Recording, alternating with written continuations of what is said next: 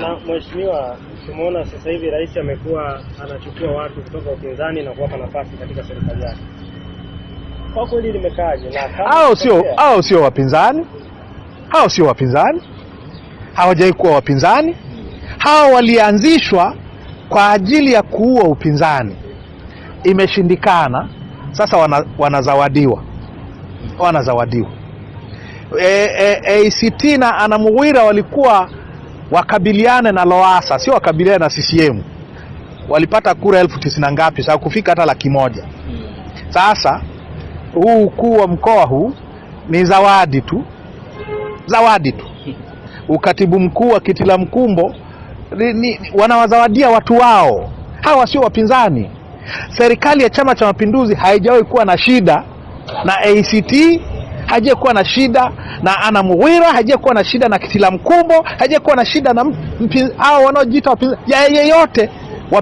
Shida yao kubwa ni Chadema, shida yao kubwa ni CUF.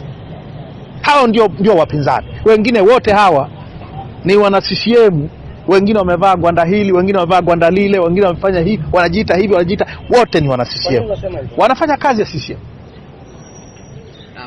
ya CCM. Mheshimiwa Lissu, labda itokee yani rais amekuteua wewe katika nafasi yoyote ambayo yeye ana mamlaka nayo. Kwanza haitatokea, nikutoe wasiwasi. Haitatokea rais aniteue kwenye nafasi yoyote.